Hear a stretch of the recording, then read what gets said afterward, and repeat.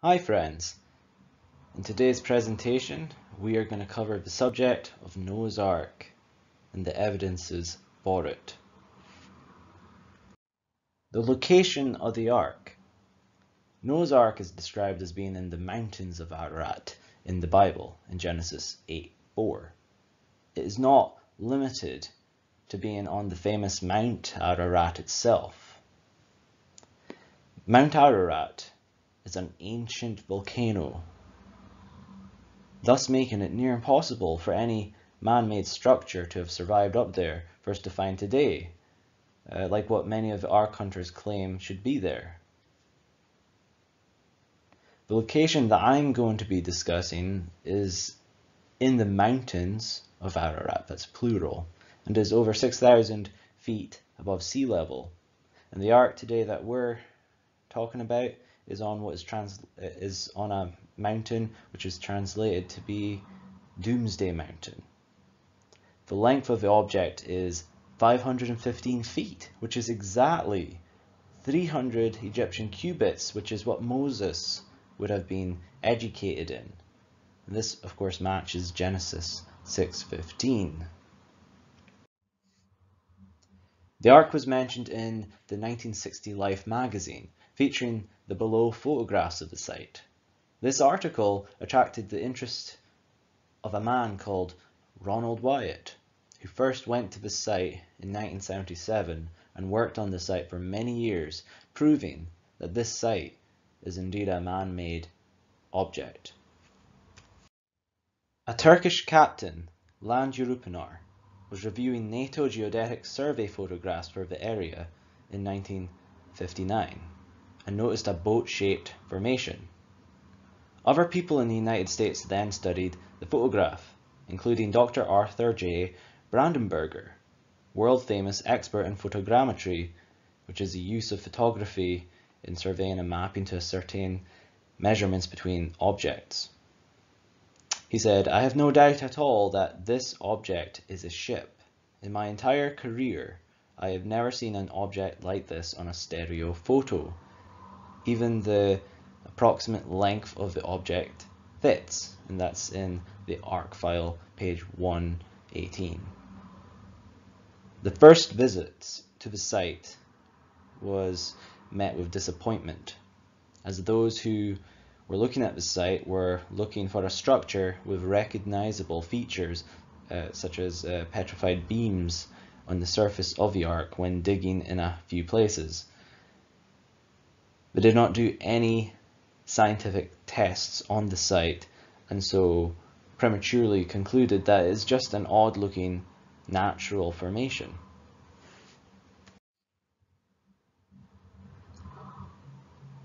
Now, Ron and his two sons, Danny and Ronnie, wanted to go see the site for themselves, but they did not know where to look.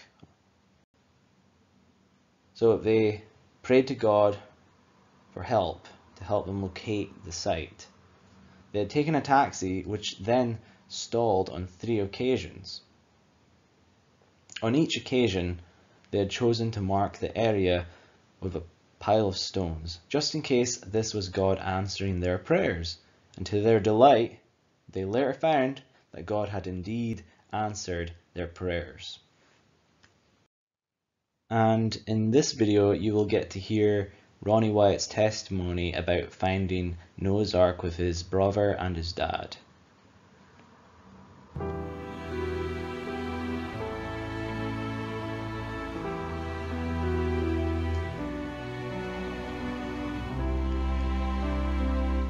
I was 16 years old on my first trip, and that was to Turkey. And we basically went there to find Noah's Ark. And, you know, my dad just kind of worked at the hospital. He just saved up some money.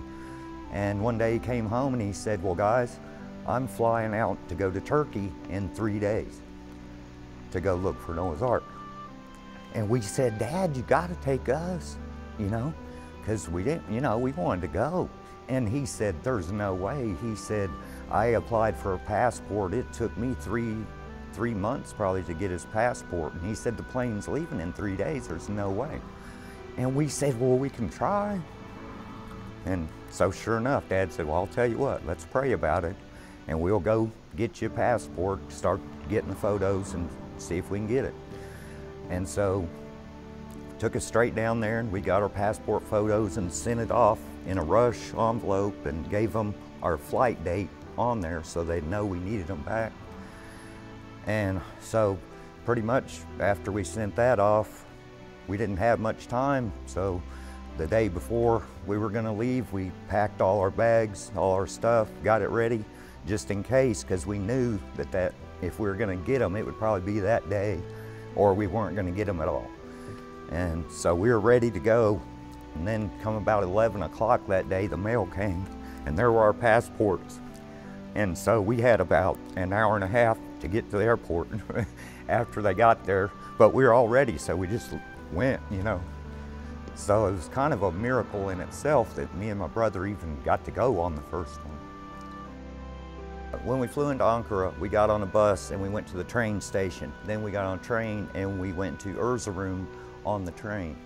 And while we're on the train, we're going all through these mountains, and my dad didn't have any coordinates for the boat-shaped object or anything. And so he was saying, guys, we might just have come over here for nothing because I don't have any idea which way we're gonna, how we're gonna find this. And so we finally got over the train ride. And the train went so slow that most of the times you could have walked along beside it. It was just terrible. And we finally got a cab after that, and he drove us on down into the town, Dolgobazit. And on our way in, our dad told me and my brother, he said, you know, the Bible says it, when 3 or more are gathered, you know, and pray in my name, that he'll answer it. And so he said, we really need to say a prayer that God will help us know which way to look. And so we did, and we were getting close to Dolgobazit, the town close to Ararat, and the car stopped, and it was in the middle of the night, and everything just went dead, lights out, everything, and just stopped. So we had to stop real fast in the road, and we had just got done saying that prayer, just not 5-10 minutes before that. And so my father said, why don't we pile a big pile of rocks up here on the side of the road, just in case this is something God did to show us how to find it. And so, well, okay. And we piled a big pile of rocks up, and we get back in the car, and just, the guy shuts the hood because he doesn't see anything, just tries it again, it starts up. And so we drive on down the road some more little ways, and then the car dies again. And so we're thinking, well, this may be just car trouble we're having, but we're gonna pile up some more rocks anyway on the side of the road. And so the same thing happened again. We got back in the car, it died again. We piled up our third pile of rocks. And then the car started, and we went on into town real late at night, got a hotel. And then the next day, we got a cab and started looking around a little bit, and we drove back out the road we came in on, and we started hiking out. We got some canteens, had one canteen of water. My dad was wearing sandals, like with his feet uncovered, and it was really hot. And so we were hiking up this hill, and our canteen had a hole in it. So we were losing water the whole time, so we drank all the water before it spilled out. And then we found a nice mountain stream, really, really cold water, and we were just hot and burning up. And so we filled our canteen and was drinking the water. It was really tasted good, you know. Figured it was melting down from the ice and stuff. And anyway, further up the hill, we found a herd of goats and horses and stuff in the stream, walking through the stream we had just struck out. But to us, it was wonderful at the time. But anyway, from that first rock, we found an anchor stone that was taller than we are. And at the top was a hole. It was teardrop shaped, and there was a big round hole, and the hole was smooth, like it had been rubbed, you know, smooth. And my dad said, that's an anchor stone. That was one of the anchors for Noah's Ark. We found a gravestone that was the shape of Noah's Ark. in this graveyard. We showed this to Dad, and you know, we took pictures of it and all that. And we were then invited to this house to eat in these people's house on their dirt floor, and they fed us what they eat and made us all sick. And pretty much it was the next day, I believe, my dad went out and walked over with them. And me and my brother were there too. We walked back out, and my dad said he got to like a hill and he saw the boat-shaped object, but it was getting real late. And then that's when we left for that day. And then that night is when they came to our room and tried to rob us. You know, the miracle of us finding Noah's Ark, the car dying on the side of the road, that was one of the first times that God so directly, quickly answered a prayer. I mean, without a doubt, you know, those were 3 miracles when that car died. And just to be us and our dad, and for us to get to find all that, it's impossible. So it was all a miracle, every bit of it. We didn't do anything on our own. We prayed about everything, and God led us right to it.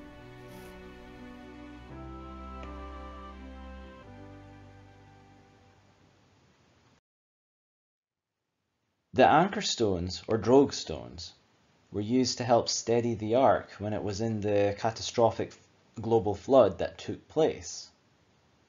Before the ark came to rest, Noah had cut them loose. And here are some photos of them.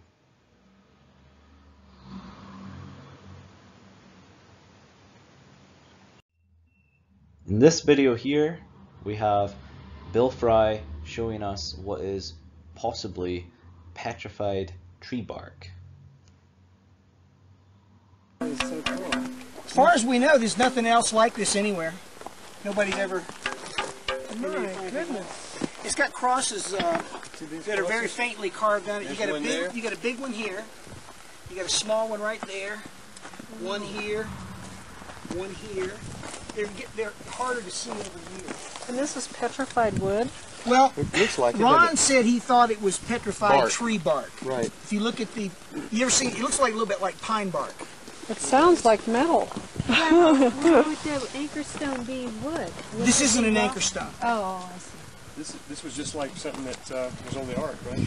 Well, Ron theorized that this might have been the or part of the cover. You remember at one point it says, and Noah came out of the ark and he took the cover off, or he threw the cover off. And of course that's just speculation. We don't have a way of knowing, but this is a rather unique thing. It has the appearance and the texture of some kind of a bark, but you know, it is stone. That is the cross. Right? That is the cross. There you go. That is incredible. It has a very hollow sound. Very hollow. It sounds like metal. But it's just a... Well, it's just, that's its harmonic ring. Right. Yeah. Harmonic resonance, you're right. Yeah. But not many stones that do that. That's right. Wow. Now, if you look at it from the side, it's extremely... Probably like rain. I don't know. See, if we had something to compare it to, it would be one thing, but... I showed a picture of it to somebody at a mineral museum, and they had no idea what it was. It may be similar.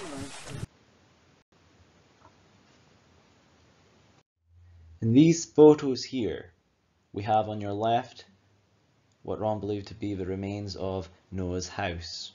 And beside this house, Ron found gravestones, which he believed to be of Noah and his family.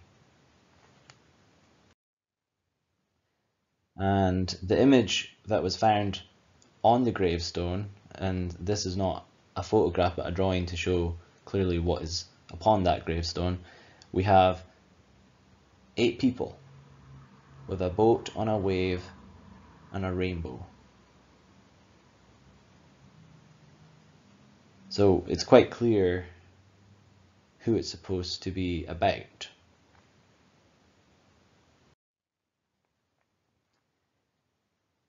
Not too far from the site, we have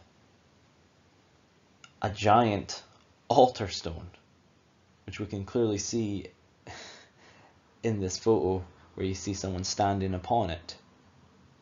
It is absolutely huge. So Noah and his family must have been really big people. And at the left of the altar, in this photo on the right, we find an ancient animal pen that would have been used for sacrificial animals. And these are the ones that would have been placed upon this altar here, in that picture on the left.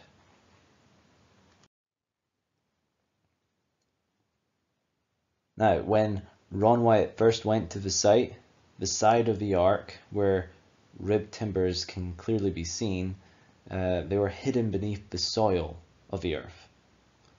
And Ron Wyatt was limited as to what he could actually do without an excavation being done at the site, and it did not look likely to happen at any point soon.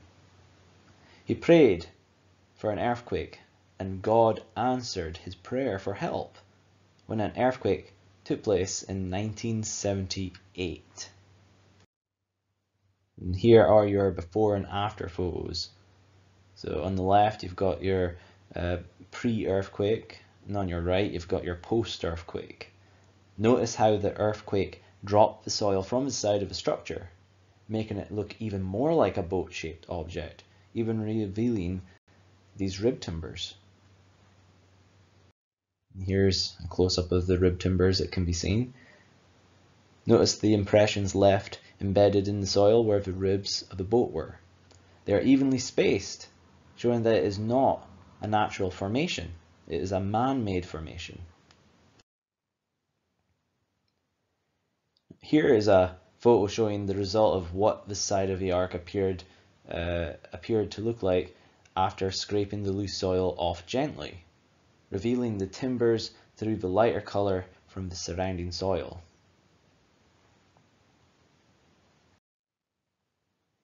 Ground-penetrating radar was performed on the site, revealing timbers beneath the ground, proving that it is a man-made structure.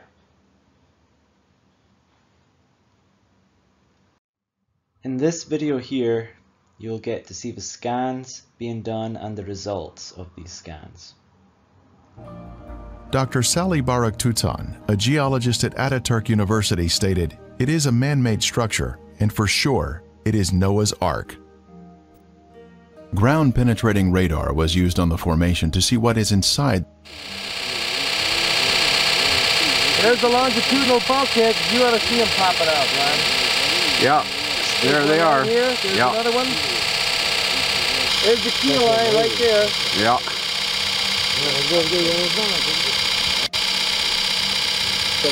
Oh, Ron, the lines are there!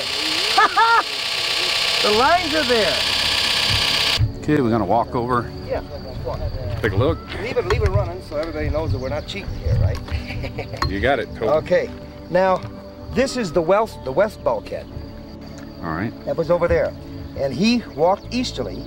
Here we start getting the longitudinal bulkheads. Here, here, here, here, here, here, here, here. Okay.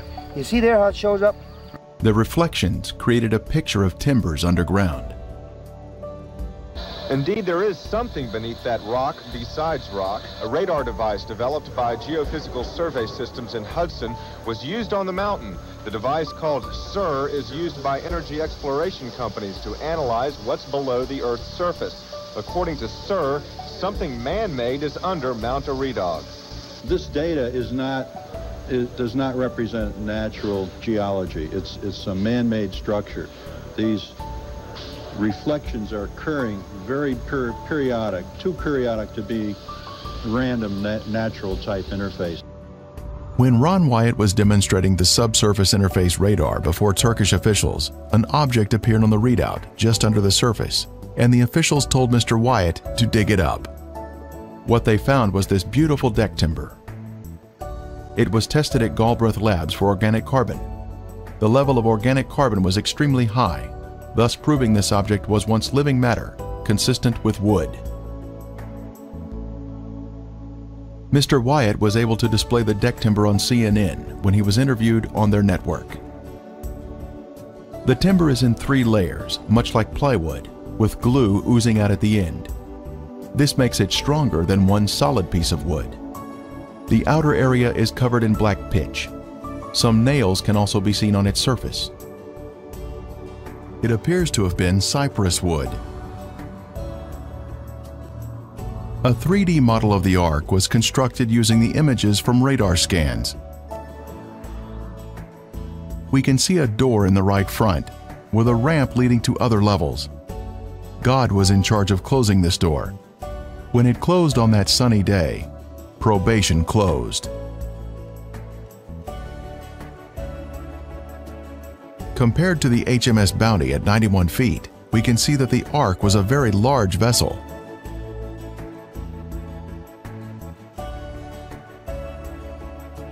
The Ark was a high-tech vessel that was designed to survive a catastrophic flood that would destroy the surface of the Earth. Complete with a keel, keelsons, and anchor stones, it was truly a work of art designed to save the human race from annihilation. Dr. Ekrem Akergal was considered the dean of Turkish archaeologists, and he stated, "At any rate, it is a ship, an ancient ship. It must be preserved." Here are some more pictures of that petrified deck timber that was found and tested. Metal rivets were found at the site as well.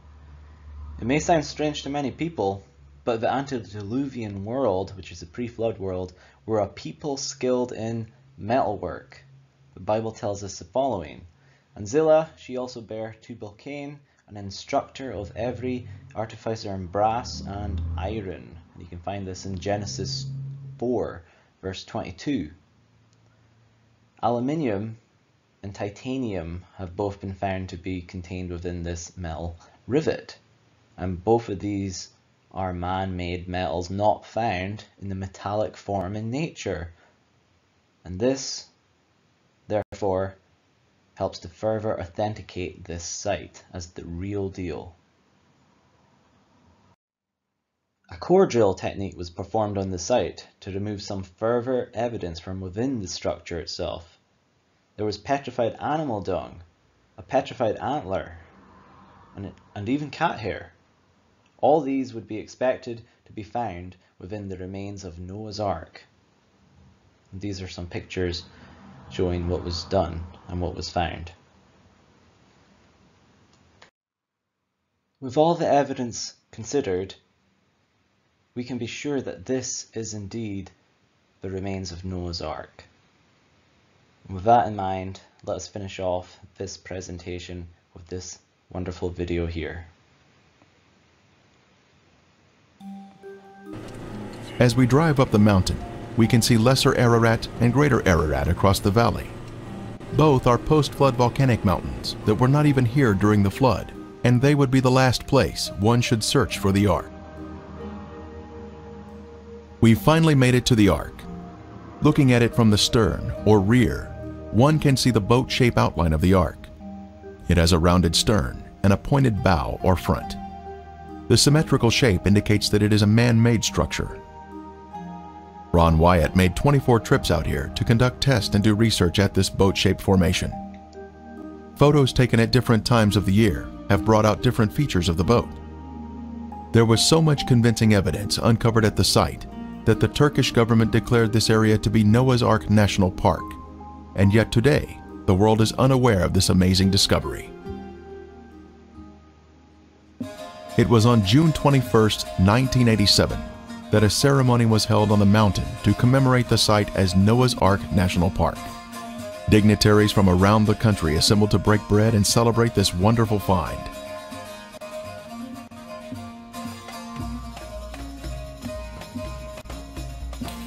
The governor, military officers, and other key officials were participating in a celebration of discovery.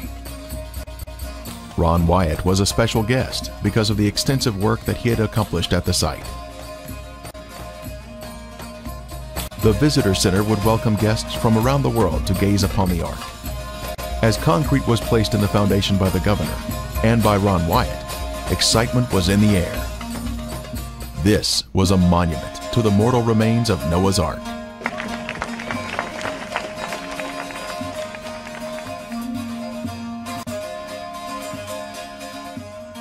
Noah's Ark was found.